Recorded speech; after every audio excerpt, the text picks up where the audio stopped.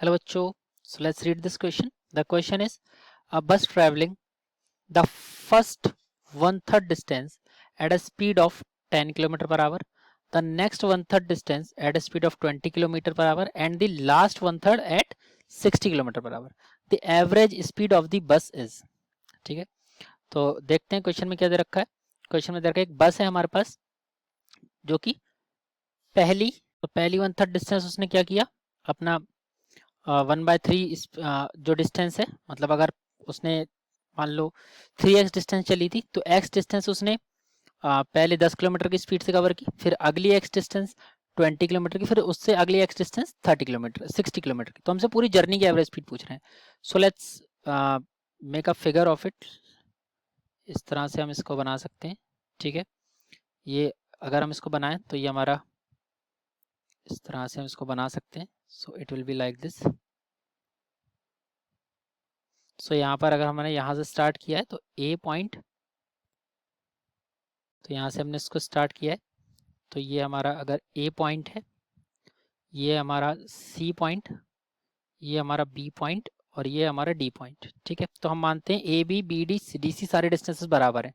ठीक है, तो अगर ए से बी तक की डिस्टेंस एक्स होगी, ठीक है, तो बी से डी तक की डिस्टेंस भी एक्स होगी और डी से सी तक की डिस्टेंस को हम लोगों ने एक्स मान लिया. ठीक है, एक्स एक्स मान लिया, जो वन थर्ड था उन सबको हमने एक्स एक्स एक्स मान लिया, यानी कि टोटल 3x हो गई.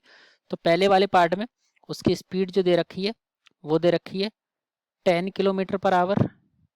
दूसरे में v2 जो दे रखा है वो दे रखा है 20 किलोमीटर पर आवर. और तीसरे में जो v3 दे रखा है वो दे रखा है हमें 60 किलोमीटर पर आवर. तो लेट्स से t1 पहले वाले पार्ट के लिए t1 टाइम लगा, b से d तक जाने के लिए t2 टाइम लगा और c से d से c जाने में उसको t3 टाइम लगा. तो हमें एवरेज स्पीड निकाली पूरी जर्नी की. सो लेट्स राइट आवर की कंसेप्ट.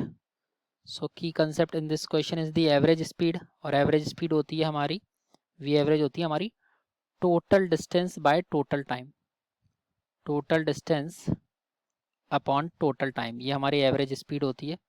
एवरेज स्पीड का ये हमारा फॉर्मूला होता है. So let's solve this. अब टोटल डिस्टेंस और टोटल टाइम, तो हम लोग पहले क्या करते हैं, ए बी रीजन के लिए हम लोगों ने अगर एवरेज स्पीड निकाली, ठीक है, जिसको हम लोगों ने v1 का नाम दिया है, तो हम लोग ऐसे लिख सकते हैं v1 is equal to distance A B में उसने चली थी x और टाइम लगा था उसको 100. ठीक है, सॉरी टाइम लगा था उसको डिस्टेंस, इसको टाइम लगा था t1, तो ये हो जाएगा x अपॉन t1. ठीक है, दैट एम्प्लॉइज आपका v1 कितना दे रखा है, v1 उन्होंने दे रखा है 10, यानी कि हमारे पास 10 is equal to x upon t1 हो गया. दैट एम्प्लॉइज आपका t1 कितना आया, distance travel in first half, first A B part upon speed, यानी कि x बाय 10. ठीक है, सिमिलरली मैं ऐसे लिख सकता हूँ t2 जो आएगा वो आएगा, t2 जो b से d तक का टाइम है तो वो आएगा distance travel in bd upon speed in bd. ठीक है, यानी कि x अपॉन 20. सिमिलरली लिख सकता हूँ, बार बार लिखने की जरूरत नहीं है वो चीज़, तो हम इसको x बाय 20 लिख सकते हैं.